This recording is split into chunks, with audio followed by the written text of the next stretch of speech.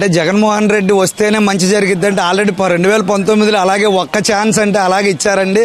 చూసాం మరి ప్రజలకు ఎంత మంచి జరిగిందో, రాష్ట్రానికి ఎంత మంచి జరిగిందో, యువతకి ఎంత మంచి జరిగిందో చూసాం. గణేష్ గోల్డ్ తాకట్టులో ఉన్న బంగారాన్ని విడిపించి కొనబడును. సంప్రదించండి 9966651144. 19 నుంచి 2024 వరకు ఇక ఎంత మంచి జరిగింది తెలిసి కూడా ఇక ప్రజలు ఎవరు కోరుకుంటారండి. సర్వేలు అంటే చెప్పా కదా, వాళ్ళ సొంత సర్వేలు, సొంత అంటే బయట వాళ్ళు కూడా వాళ్ళ ఇంట్లో వాళ్ళ సర్వేలు వరకే డబ్బులు ఇచ్చి, అది కూడా పేటీఎం బ్యాచ్ డబ్బులు ఇచ్చి చేపించుకునే సర్వేలు, ఆ సర్వేలు వరకే చెప్తారు. అలా కాకుండా ప్రజల్లోకి వచ్చి ఒక చోట నిల్చుంటారు, ఒక టీ కొట్టు దగ్గర 10 మంది నిల్చుంటారు, అడగండి 10 మందిలో ఏం చెప్తారు, మళ్ళీ బాబు గారే కావాలి, ఆ రప్ప మాకు వద్దనే చెప్తున్నారు. ఈరోజు జగన్మోహన్ రెడ్డి అభిమానులు కూడా ఈరోజు వద్దులే అమ్మో, అప్పుడేదో తెలియక మా నాయకుడని మేము వేసాము, కూటమి ప్రభుత్వానికి ఓటేసి చూడు, మా కుటుంబాలు ఎలా ఉన్నాయో, మా పిల్లలకు ఉద్యోగాలు వస్తున్నాయి, అమ్మో అభిమానం ఉంటే తర్వాత చూసుకుంటాం, కానీ మాకు ఈ కూటమి ప్రభుత్వమే కావాలి, చంద్రబాబు నాయుడు గారు ఆధీనంలో ఉండాలని వైసీపీ అభిమానులే కోరుకుంటున్నారు. ఈ రోజు 2029లో ఎవరు వస్తే బాగుంటుంది అంటారు? 2029లో మళ్ళీ చంద్రబాబు నాయుడు గారు వస్తేనే బాగుంటుందండి.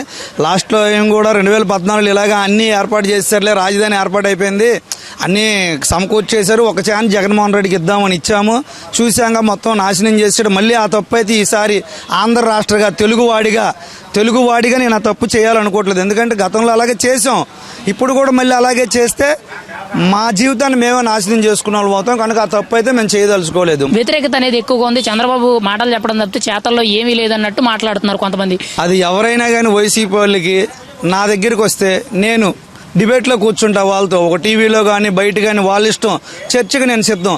అభివృద్ధి ఎక్కడ ఆగింది, సంక్షేమ పథకాలు ఎక్కడ ఆగినాయి, 1000 రూపాయలు పెంచుతానన్న పింఛన్ నీకు 5 ఏళ్ళు సంవత్సరానికి 250 చెప్పున ముష్టేసావు నువ్వు. అదే చంద్రబాబు నాయుడు గారు 1000 రూపాయలు పెంచడానికి వచ్చిన నెల పెంచి ముందు గతంలో నీ ప్రభుత్వంలో ఉన్న 3 నెలలకు కూడా కలిపిచ్చారు. అలాగే ఇంట్లో ఎంతమంది పిల్లలు ఉంటే అంతమందికి తల్లికి వందనం ఇస్తామన్నారు, అలాగే ఇచ్చారు. మరి రోడ్లు ఎక్కడ చూసినా వాళ్ళు చూడండి, కింద పాలు పోసి ఎత్తుకోవచ్చు, అంత అద్దంలా ఉన్నాయి రోడ్లు. అలాగే మరి ఉచిత బస్సు, మహిళలకి ఉచిత ప్రయాణం ఇచ్చారు, అన్నీ ఇస్తున్నారు. ఇంకేంటంటే 1-2 పది అంటే 5 ఏళ్ళలో పూర్తి అవ్వాల్సిన ఒక రోజులో అవ్వకదండి, 2 ఏళ్ళలోనే 90% పూర్తి అయిపోయినాయి సూపర్ 6లో. ఇంకా 1-2 పథకాలు ఇంకా 2 ఏళ్ళ టైం ఉంది. నీలాగా 250 పెంచట్లేదు కదా. ఇంక ఏ విధంగా సంక్షేమం ఆగింది, అభివృద్ధి ఆగింది? జగన్మోహన్ రెడ్డి వస్తే నేను డిబేట్కి కూర్చోడానికి, నేను చెప్పడానికి ఒక సామాన్యుడిగా ఆయనకి నేను వివరించడానికి సిద్ధంగా ఉన్నా. కారుమూరి నాగేశ్వరరావు గారు మాజీ మంత్రి, ఆయన కొడుకుని ఆయన్ని అరెస్ట్ చేయడం జరిగింది. కక్షపూరితంగా అరెస్ట్ చేశారని చెప్పి ఆరోపిస్తున్నారు. కక్షపూరితంగా అరెస్ట్ చేసే వాళ్ళు అయితే ఆ రోజు ఒక కొడాలి నాని బయట ఉండడు, జగన్మోహన్ రెడ్డి బయట ఉండడు, వీళ్ళెవరూ బయట ఉండరండి. కక్షపూరితంగా తీసుకోడు కనుక చంద్రబాబు నాయుడు ఈ రోజు మీరంతా బయట ఉన్నారు. తప్పు చేసి కూడా ఆయన ఏంటంటే సిస్టమేటిక్గా వెళ్తాం, చట్టం ఉంది, రాజ్యాంగం ఉందని చూసే వ్యక్తి కనుక ఇంకా మీరు బయట ఉన్నారు. రాజ్యాంగాన్ని ఫాలో అయ్యే వ్యక్తి కనుక ఇంకా మీరు బయట ఉన్నారు. ఒకవేళ మీరు తప్పు చేయకపోతే కోర్టులో నిరూపించుకుని బయటికి రండి. చంద్రబాబు నాయుడు గారిని అక్రమంగా అరెస్ట్ చేశారు, ఆయనేమి బెయిల్ కూడా వద్దన్నారు. ఆయన ప్రజల కోరిక మేరకు పార్టీ నాయకుల పేరు బయటకు వచ్చారు, కానీ నాకు బెయిల్ వద్దు, నేను డైరెక్ట్గా కేసు నిరూపించుకొని బయటకు వస్తామన్నారు. మీరు అలాగే రండి, తప్పు చేయని వాళ్ళైతే నిజంగా మాకు బెయిల్ కూడా వద్దు, మేము కేసు నిరూపించుకొని బయటకు వస్తామని చెప్పండి. నిజంగా ప్రజలుగా, ఆంధ్ర రాష్ట్ర ప్రజలుగా మేము కూడా హర్షిస్తాం. గత 5 ఏళ్లు కూడా లిక్కర్ స్కామ్ జరిగిందంటారా? కల్తీ లిక్కర్ మద్యం అనేది అందులో స్కామ్ జరిగిందనంటారా? స్కామ్ జరిగింది సార్, 100% స్కామ్ అయితే జరిగింది. ఎందుకు చెప్పగలుగుతున్నారు? ఎందుకంటే ఆ మద్యం తాగినప్పుడు అందరూ చూశారుగా, రాష్ట్రంలో కిడ్నీ ఫెయిల్యూర్లు ఎక్కువైపోయారు. డాక్టర్లే చెప్పారు, ఇతర రాష్ట్రాలు ఆ మందు అమ్మడానికి పర్మిషన్ కూడా ఇవ్వలేదు.